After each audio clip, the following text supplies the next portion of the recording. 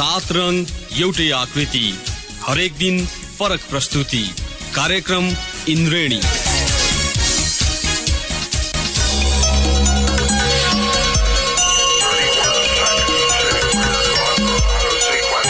नमस्कार श्रोता, रेडियो कान्तिपुरको नियमित प्रस्तुति इन्द्रेणीमा यहाँलाई स्वागत छ। आज बिहिबार हामी आर्थिक गतिविधि समेटिएको इन्द्रेणी लिएर उपस्थित भएका छौं। सदा चाहिँ आज पनि कार्यक्रममा हामी साताभरका प्रमुख आर्थिक समाचार, कृषि सम्बन्धी केही समाचार प्रस्तुत गर्नेछौं। साथै समसामयिक विषयमा एउटा अन्तर्वार्ता पनि यहाँहरू समक्ष हामी प्रस्तुत गर्नेछौं। कार्यक्रम सुरु गरौं साताभरका प्रमुख आर्थिक समाचारबाट। यो वर्षको दशैं र तिहारका लागि राष्ट्र ब्याङ्कले असोज दोस्रो सातादेखि सर्वसाधारणलाई नयाँ नोट वितरण गर्ने भएको छ। यसका लागि राष्ट्र ब्याङ्कले आन्तरिक तयारी पूरा गरिसकेको जनाएको छ। राष्ट्र ब्याङ्कका प्रवक्ता लक्ष्मी प्रपन्न निरोलाले भन्नुभयो, सम्भवतः असोज 10 गतेदेखि सर्वसाधारणका लागि नयाँ नोट वितरण गर्ने योजना बनाएका छौं। कुनै कारणले शुक्रबारदेखि सटै गर्न सकिएन भने आइतबारदेखि वितरण गर्दैछौं। यो वर्ष पनि गत वर्षकै हाराहारीमा नयाँ नोट बाँड्ने तयारी राष्ट्र ब्याङ्कको छ। उहाँले भन्नुभयो, हामीले नयाँ नोट सटहीलाई बिस्तारै निरुत्साहित गर्न खोजेका छौं। ब्याङ्क तथा वित्तीय संस्था र अन्य संघ संस्थालाई पहिलो साता 5 र 6 गतेदेखि नयाँ नोट वितरण गरिनेछ। ती संस्थाले पहिले नयाँ नोट पाइए पनि सर्वसाधारणले दोस्रो सातादेखि नै नोट सटही सुविधा पाउने प्रवक्ता निरोलाले बताउनुभयो। सर्वोच्च अदालतले करिब 1 दशक अघिको चर्चित नक्कली भ्याट बिल प्रकरणमा मुछिएका कम्पनीहरूको कर विवाद सम्बन्धी मुद्दाको फाइल खोलेको छ। त्यस क्रममा सोमबार 5वटा फरक कम्पनीका मुद्दामा सुनवाई सुरु भएको छ। प्रधान न्यायाधीश चुलेन्द्र शमशेर जबरा र न्यायाधीश प्रकाश कुमार ढुङ्गाना सहितको इजलासले करिब 1.5 दर्जन मुद्दा निरन्तर सुनवाईका लागि आगामी मङ्सिर 1 का लागि हेर्दैमा राखेको छ। Bhatbhateni department store, Shankar oxygen, Mahesh Baniya, Arun इन्टरकन्टिनेन्टल र आइटी प्राली जोडिएका मुद्दाको सुनवाई सुरु भएको हो। यिनीहरू मुख्य रूपमा आयकर र मूल्य अभिवृद्धि करको विवादमा मुछिएका कम्पनी हुन्।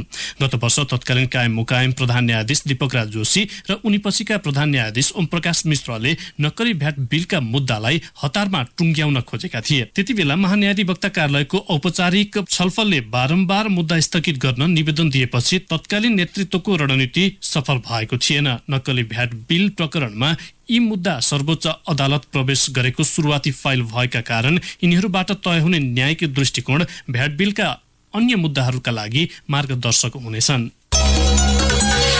दशैं र तिहारका लागि आयात गरिएका अर्बौं मूल्य बराबरका सामान भन्सारमा रोकिएका छन्। चीनसँगको अन्तर्राष्ट्रिय व्यापारिक नाका रसुवा गाडी जोड्ने सडक बुधबारदेखि अवरुद्ध भएकाले केरुङबाट आयात गरिएका सामान रसुवा भन्सारमै रोकिएको हो। पहिरोका कारण सडक भासिँदा पासाङ लामो मार्गको रामचे ग्राङ सडक खण्ड अवरुद्ध छ। सो सडक तत्काल खोल्ने अवस्था छैन। पहिरोका कारण मैलुङ स्याफ्रो बेसी सडक खण्ड पनि अवरुद्ध छ। यो खण्डमा भने शनिबारबाट पहिरो पन्छाउन थालिएको छ। नाका जोड्ने सडक अवरुद्ध हुँदा दशैंका लागि आयात गरिएका अर्बौं मूल्य बराबरका सामान भन्सारमै रोकिएको नेपाल चेम्बर अफ कमर्सका भन्सार सभापति निरज राईले बताउनुभयो। उहाँले भन्नुभयो, चाडबाडको मुखैमा नाका जोड्ने सडक अवरुद्ध हुँदा सबैभन्दा बढी व्यवसायी मर्कामा परेका छन्। दशैं सुरु हुन 2 हप्ता मात्रै बाँकी छ। अहिले दशैं र तिहारका लागि चीनबाट धमाधम सामान आयात भइरहेको छ। राजधानी लगायत मुलुकका मुख्य बजारहरूमा चिनिया सामानकै वर्चस्व छ। सरकारले शून्य लागतमा नेपाली कामदारलाई मलेसिया पठाउने नीतिलाई कडाइका साथ लागू गर्ने बताएको छ। 15 महिनादेखि रोकिएको मलेसिया रोजगारी आइतबारदेखि पुनः सुचारू भएको छ। सरकारले 2075 जेठ 2 मा मलेसिया जाने कामदारमाथि अतिरिक्त आर्थिक भार थपिएको र स्वास्थ्य परीक्षणमा एकाधिकार भएको भन्दै नयाँ कामदार पठाउन बन्द गरेको थियो। विधामा आएका कामदार पुनः त्यही कम्पनीमा जान भने रोकिएको थिएन। श्रम, रोजगार तथा सामाजिक सुरक्षा मन्त्रालयले भदौ 26 मा नेपाल र मलेसिया बीच उच्च अधिकारीहरूको बैठकले श्रम समझदारी कार्यान्वयन गर्ने बाटो खोलेको भन्दै नयाँ कामदार पठाउने निर्णय गरेको हो। मन्त्रालयका प्रवक्ता रामप्रसाद घिमिरेले भन्नुभयो, नेपाल र मलेसिया बीच सम्पन्न श्रम समझदारीको अक्षर र भावनाको पूर्ण कार्यान्वयन हुने गरी मलेसिया रोजगारी पुनः सुचारू गरिएको छ। मन्त्रालयले मलेसिया स्थित नेपाली दूतावासलाई श्रम समझदारी अनुसार मागपत्र प्रमाणीकरण गर्न समेत निर्देशन दिएको छ। लामो समयदेखि भारतीय कम्पनी जीएमआरले होल्ड गरेको माथिल्लो कर्णाली विद्युत आयोजना अर्को कुनै भारतीय कम्पनीलाई दिन भारतीय ऊर्जा राज्य मन्त्रीले प्रस्ताव गरेका छन्। पूर्वाधार सम्मेलनमा भाग लिन नेपाल आएका भारतीय ऊर्जा राज्य मन्त्री आर.के. सिंहले ऊर्जा मन्त्री वर्षमान पुन, ऊर्जा मन्त्रालय, नेपाल विद्युत प्राधिकरण र लगानी बोर्डका पदाधिकारीहरूसँग यस्तो प्रस्ताव गरेका हुन्। भेटमा संलग्न स्रोतका अनुसार भारतीय ऊर्जा मन्त्रीले जग्गा अधिग्रहणको विवाद मिले माथिल्लो कर्णाली विद्युत आयोजना अघि बढ्ने धारणा राखेका थिए। उनले जग्गा अधिग्रहणका लागि सहजीकरण गरिदिन लगानी बोर्ड र ऊर्जा मन्त्रालयसँग आग्रह समेत गरेका छन्। सो बैठकमा लगानी बोर्डका प्रमुख कार्यकारी अधिकृत महाप्रसाद अधिकारीले जग्गा अधिग्रहण सम्बन्धी विवाद नरहेको भन्दै आयोजनाको पछिल्लो प्रगति जानकारी गराउनु भएको थियो। नेपाल उद्योग वाणिज्य महासंघका 7 पूर्व अध्यक्षले विधान संशोधनको विषयमा सामूहिक सुझाव पेश गरेका छन्। उनीहरूले महासंघमा प्रत्यक्ष निर्वाचन प्रणालीबाट अध्यक्ष चुनिनुपर्ने र त्यो अर्को कार्यकालबाट मात्र लागू हुनुपर्ने सुझाव विधान संशोधन कार्यदल समक्ष पेश गरेका छन्। कार्यदललाई बुझाएको सुझावमा भनिएको छ अध्यक्षको निर्वाचन प्रत्यक्ष निर्वाचन प्रणाली मार्फत नै हुन उपयुक्त हुन्छ। हाल महासंघको विधानमा वरिष्ठ उपाध्यक्ष स्वतः अध्यक्ष हुने व्यवस्था छ। यो व्यवस्था भएको 1 कार्यकाल भएको छ। यो व्यवस्था अनुसार वरिष्ठ उपाध्यक्ष पदमा रहेकी भवानी राणा महासंघकी अध्यक्ष नियुक्त हुनु भएको हो। विद्युत क्षेत्रलाई नियमन गर्ने गरी धेरै जिम्मेवारीसहित गठन भएको विद्युत नियमन आयोग गठन भएको करिब 5 महिना हुन लाग्दा पनि ऊर्जा मन्त्रालयले कर्मचारी पठाउन सकेको छैन। आयोगमा अहिले 8 जना कर्मचारी रहेका अध्यक्ष दिल्ली सिंहले जानकारी दिनुभयो। उहाँका अनुसार मन्त्रालयसँग आयोगले 1 महिना अघि 55 जना कर्मचारीको दरबन्दी मागेको थियो। अध्यक्ष सिंहले भन्नुभयो कि हामीलाई कर्मचारी पठाइदिनुस् कि भर्नाको स्वीकृति दिनुस् भनेर पठाएका थियौं। अहिले फाइल अर्थ मन्त्रालयमा छ। कर्मचारीको अभावमा धेरै काम सुरु गर्न नसकिएको अध्यक्ष सिंहले जानकारी दिनुभयो। गठन भएको 5 महिनासम्म विद्युत सम्बन्धी कम्पनीको शेयरको सार्वजनिक निष्कासन सम्बन्धी निर्देशिका जारी भएको छ। आयोगले तयार पारेको विद्युत नियमन आयोगबाट सम्पादन गर्नुपर्ने कार्य सम्बन्धी निर्देशिकाको मस्यौदा छलफलको चरणमा छ। आयोगका सदस्य तथा प्रवक्ता रामप्रसाद धिताल अबको केही सातामै आयोगले तयार पारिरहेको धेरै निर्देशिका र मापदण्डहरू सार्वजनिक गर्ने बताउनुहुन्छ। तमोर जलाशयुक्त आयोजना निर्माणका लागि एउटा कम्पनीबाट मात्र प्रस्ताव परेको छ। लगानी सम्मेलनले 2वटा संयुक्त उपक्रम जेबीसँग प्रस्ताव माग गरेको भए पनि जलविद्युत विकास कम्पनी लिमिटेड र power construction corporation of China लिमिटेडले मात्र प्रस्ताव पेश गरेका हुन्। जलविद्युत विकास कम्पनी लिमिटेडको प्रमुख कार्यकारी अधिकृत छवि पोखरेलले केही दिन अघि लगानी बोर्ड कार्यालयमा प्रस्ताव पेश गरिएको बताउँदै निर्माण मोडालिटीको विषयमा थप बोल्न नमिल्ने टिप्पणी गर्नुभयो। सुन्दै हुनुहुन्थ्यो साताभरका प्रमुख आर्थिक समाचार। कार्यक्रममा अब प्रस्तुत छ कृषि सम्बन्धी केही समाचारहरू। बागलुङको काटेखोला गाउँपालिकाको काटेखोला र ताराखोलाको अधिकांश खण्ड आलु जोनमा सूचीकृत भएको छ। सूचीकरणपछि आलु संरक्षण उत्पादन र भण्डारणका लागि कार्यक्रम आउने आशा गरेका किसानलाई चालु वर्षदेखि राहत मिल्ने भएको छ। गाउँपालिकाले गण्डकी प्रदेश सरकारको सहकार्यमा 2वटा भण्डारण केन्द्र बनाउन थालेको हो। 20 टन क्षमताको चिस्यान केन्द्र र 50 टन क्षमताको भण्डारण केन्द्र निर्माण भइरहेको छ। गाउँपालिकाको 30 लाख रुपियाँको लागतमा स्थानीय हिउँचुली कृषि सहकारी संस्थाको अगुवाईमा चिस्यान केन्द्र बनाइएको हो। धम्जाको आखलेमा निर्मित चिस्यान केन्द्र लामो समयसम्म आलु राख्न सकिन्छ। काटेखोला गाउँपालिकाले धम्जा, भीमा पोखरी, तङ्ग्राम लगायतका क्षेत्रमा फल्ने आलुलाई सहज बजारको पहुँचमा लैजान भण्डारण थालिएको गाउँपालिकाका अध्यक्ष अमर थापाले बताउनुभयो। होडामा मात्रै झन्डै 200 घरमा व्यावसायिक आलु खेती गरिएको छ। हरेक घरमा न्यूनतम 1200 केजीदेखि 5000 केजीसम्म आलु फल्ने गरेको छ। आलु समयमा बजार पठाउन नसक्दा किसानले मूल्य पाउन सकेका थिएनन्। पाल्पाको रिब्दीकोट 7 महिनादीमा झण्डै 100 घर परिवारलाई टमाटर बिक्री गर्ने हतारो छ। उनीहरूले टमाटरसँगै अन्य तरकारी पनि लगाएका छन्। स्थानीय मानबहादुर बमरेलले 20 दिनमा 1,25,000 रुपियाँ भन्दा बढीको टमाटर बिक्री गरे। उनको बारीमा अझै पनि लटरम्मै टमाटर छन्। आधा पनि बिक्री नभएको उनको अनुमान छ। अहिले मलेसियाबाट फर्किएका मानबहादुर राजकोटी पनि तरकारी खेतीबाट मनकी आमदानी हुँदा खुसी छन्। गाउँमै गठित मैनादी कृषि सहकारीको सदस्य बनेका उनले टमाटर लगायत तरकारी खेती गरेका छन्। 4 वर्ष अघि त्यहाँ सहकारी खेती सुरु भएको थियो। सोही खेतीलाई सिको गर्दै त्यहाँका किसान व्यावसायिक बनेका हुन्। यस वर्ष गाउँपालिकाले किसानलाई उत्पादनमा आधारित अनुदान दिने घोषणा गरेपछि थप हौसिएका छन्। सहकारी मार्फत बजार व्यवस्थापन हुने गरेको छ। रिब्दीकोट गाउँपालिकाले तरकारीको बिउ अनुदानमा दिएको छ। सहकारीले एग्रोभेट चलाएको छ। त्यसले सदरमुकाममा भन्दा पनि सस्तो मूल्यमा गाउँमै दिन्छ। राष्ट्रिय गौरवको रानी जमरा कुलरीय सिँचाइ आयोजनाको सिन्चित क्षेत्र शहरीकरण र औद्योगिक विकासले खण्डीकरण हुँदै गएको छ। आयोजनाको 38,300 कमाण्ड क्षेत्रभित्र बसेका स्थानीय बजार शहरीकरणतर्फ उन्मुख भएका छन्। राजमार्गमा पर्ने धनगढीका लम्की, चुहा र बहुनियमा खाद्य तथा अन्य कारखानाको स्थापनाले औद्योगिक क्षेत्रका रूपमा पनि विकास भइरहेको छ। टिकापुर पर्यटकीय सहरका रूपमा विकास भइसकेको छ। त्यहाँ पछिल्लो समयमा उद्योग र शहरीकरणले गर्दा जनसङ्ख्या र बसाइसराईको अत्याधिक चाप परेको छ। खेतीयोग्य उर्वर भूमि प्लटिङ बुटिङमा सकिँदै गएको छ। कैलाली उद्योग वाणिज्य संघका पूर्व अध्यक्ष कर्ण कुँवरले लम्कीको डुँडे झाडीमा औद्योगिक क्षेत्र स्थापनाको चर्चाले भविष्यका लागि केही व्यवसायीले जग्गा किनेर राखेको बताउनुभयो। आयोजनाका इन्जिनियर किशन बहादुर विष्टले पनि राज्यले स्थानीय बजारको विस्तार क्षेत्र बढ्दै गर्दा आयोजनाको सञ्चित क्षेत्र घट्दै जाने उल्लेख गर्नुभयो। उहाँले भन्नुभयो आयोजनाको कुल सञ्चित क्षेत्र 38,300 हेक्टर हो। यसको अनुमानित लागत 27 अर्बभन्दा बढी छ। उहाँले आयोजनाको निर्माण सम्पन्न हुने बेलासम्म अहिलेको सञ्चित क्षेत्र आधा घटिसक्ने उल्लेख गर्नुभयो।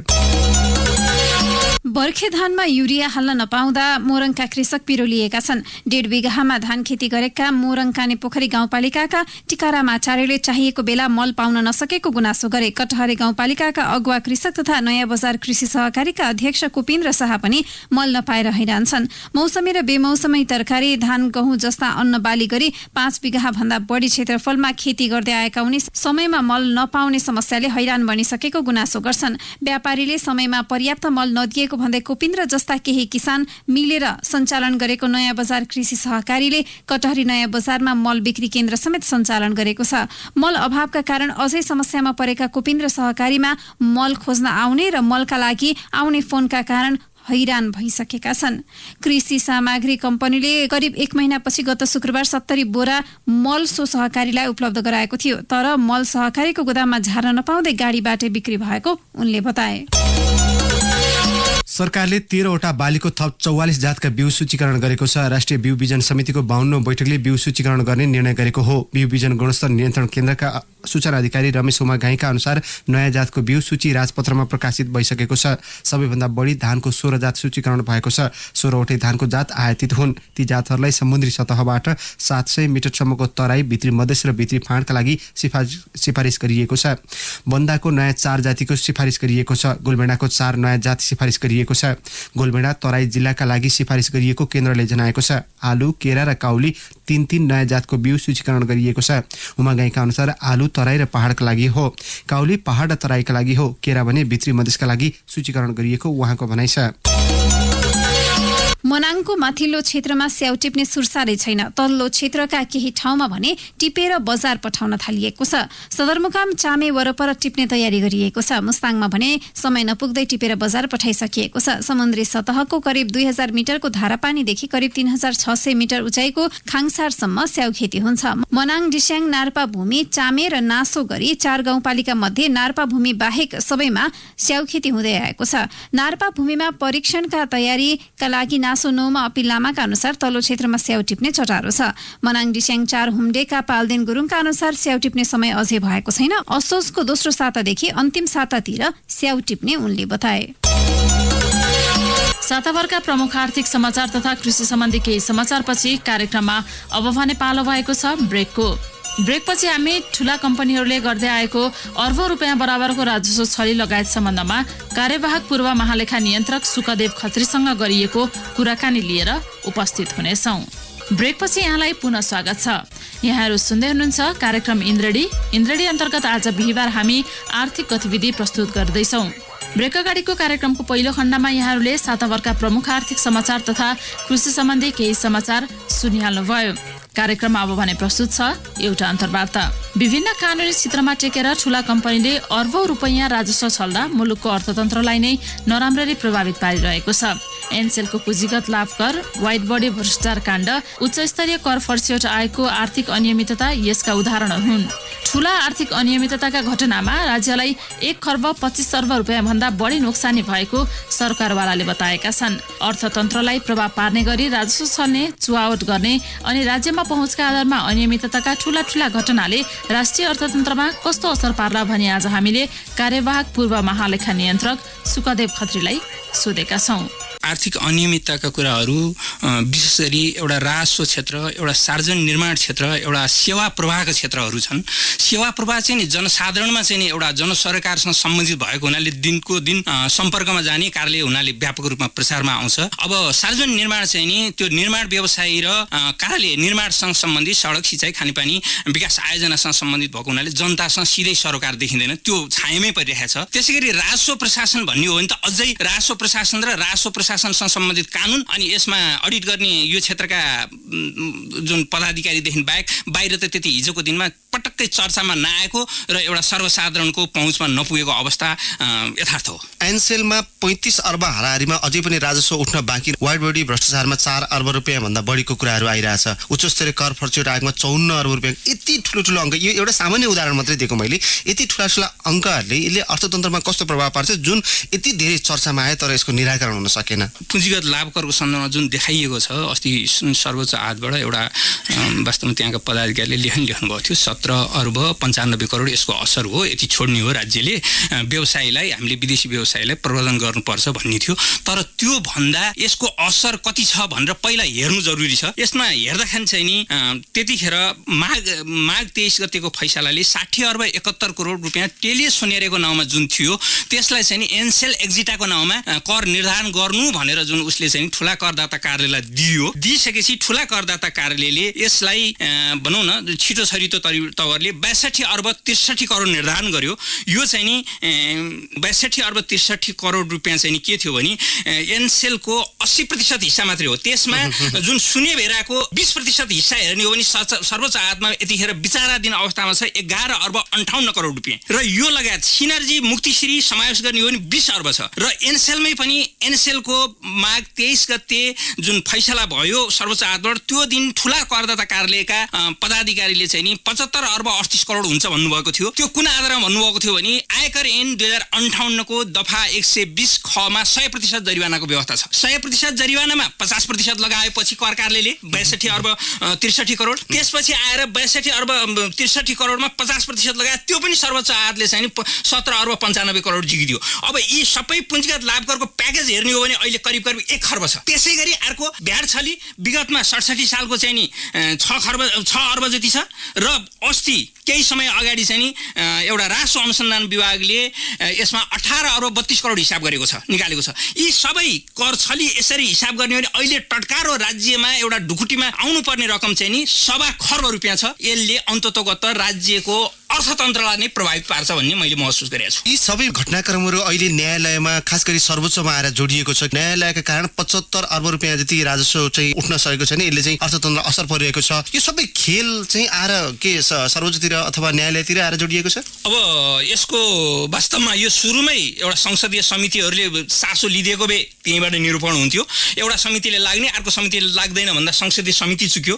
त्यसपछि नेपाल सरकार, तत्कालीन नेपाल सरकारले चाहिँ नि जुन खारेज भइसकेका टेली सोनेरीको नाममा कर निर्धारण गर्न खोज्यो, त्यो चाहिँ पछि हुन सकेन। पछि यसमा सरकारको तत्कालीन सरकारले नचाहेको हो, संसदीय समितिले नचाहेको। अहिले पछिल्ला दिन सार्दै चाहिँ आयातले पनि यसमा भूमिका खेलेको हो र जुन यसमा जुन राजस्व चाहिँ मुलुकमा 88% उठ्नुपर्छ भनेर जुन 100% उठ्ने प्रक्षेपण गरेको थियो गत सालको उसमा चाहिँ 88% मात्रै राजस्व उठ्यो। यसले गर्दाखेरि चाहिँ नि एउटा जुन अर्थमन्त्रीजीले भन्नुभएको 75 अर्ब चाहिँ जुन आयातपट्टि लक्षित गरेर आयातको कारणले भन्ने ढिलासुस्ती गरेको कारणले नै देखिन्छ। यो कुरो सही हो। 1 खर्ब 25 अर्ब रुपियाँ हाराहारीमा राजस्व कुनै न कुनै रूपमा लुप होल भरमा चाहिँ बसिरहेछ। कहीँ न कहीँ गएर चाहिँ अदृश्य रूपमा, अपारदर्शी रूपमा गएर त्यत्रो रकम बसिरहेछ। यसको दोष चाहिँ कसलाई दिने? अब यसको दोष हाम्रो कानुनी सिस्टम जुन छ, एउटा राजस्व प्रशासन संविधान अनुसार राजस्व आयकर ऐन छ, जुन मूल्य अभिवृद्धि कर ऐन छ, जुन भन्सार ऐनहरू छन्, आफ्ना ठाउँमा कार्यान्वयन हुनुपर्ने, कार्यान्वयन हुन पाउनुपर्ने, त्यो कार्यान्वयन गर्न अवरुद्ध गरिएको छ। यसको उदाहरणको रूपमा म भन्छु, सर्वोच्च अदालतले जुन आयकर ऐन अनुसार चाहिँ नि 114, 115 दफाहरूले के व्यवस्था गरेका छ भनेदेखि चाहिँ नि यसरी चित्त नबुझे, कर कार्यालयले कर निर्धारण गरेको चित्त नबुझे जो आन्तरिक राजस्व विभागका महानिर्देशक समक्ष पुनरावलोकन जान पाउने व्यवस्था छ। त्यो पुनरावलोकन पछि चित्त नबुझे उनीहरूले चाहिँ फेरि राजस्व न्यायाधिकरण जान पाउने यो कानुनको साधारण अधिकार क्षेत्र हुँदाहुँदै यो क्षेत्र प्रयोगै नगरी चाहिँ सम्मानित सर्वोच्च अदालतले के गरिदियो भनेदेखि चाहिँ एकचोटि उसले आफैले 5 सदस्यीय न्यायाधीशले प्रधान न्यायाधीशज्यू नै बस्नु भएको छ, सम्माननीय प्रधान न्यायाधीशज्यू, उहाँले निर्णय गरेको फैसलालाई चाहिँ अर्को 5 सदस्यीय इजलास गठन गरिदिनु भयो। त्यो सरासर कानुनको अवधारणा, अन्तर्राष्ट्रिय कानुन, प्राकृतिक न्यायको सिद्धान्त, सर्वोच्च अदालतकै हिजोका नजिरहरू हेर्दाखेरि चाहिँ गलत अभ्यास हो। 5 जनाको ठाउँमा 5 जना न्यायाधीश नै यो उल्टाउने मनसायले गठन गरिया रहेछ नि त। भनेपछि यसरी जुन एउटा कानुनको साधारण अधिकार क्षेत्रमा नगइकन असाधारण अधिकार रिटबाट प्रवेश गरिएको छ। फैसला गर्ने ठाउँमै अदृश्य खेलहरू भइरहेका छन्। त्यही सुरुबाटै त्यो देखियो। सुन्दै हुनुहुन्थ्यो कार्यवाहक पूर्व महालेखा नियन्त्रक सुकदेव खत्रीसँग गरिएको यो कुराकानी। हस्त श्रोता, यिनै प्रसङ्गसहित आर्थिक गतिविधि समेटिएको इन्द्रणी आजलाई यति नै। फरक विषयवस्तु सहितको इन्द्रणी लिएर भोलि पुनः उपस्थित हुने छौँ। तबसम्म न्युज डेस्कका सम्पूर्ण सहकर्मी सहित अनिल र म प्रतीक्षा बिदा हुन्छौँ। नमस्कार, शुभरात्रि। सूचना र मनोरञ्जनको सम्वाहक रेडियो राष्ट्रको रेडियो कान्तिपुर।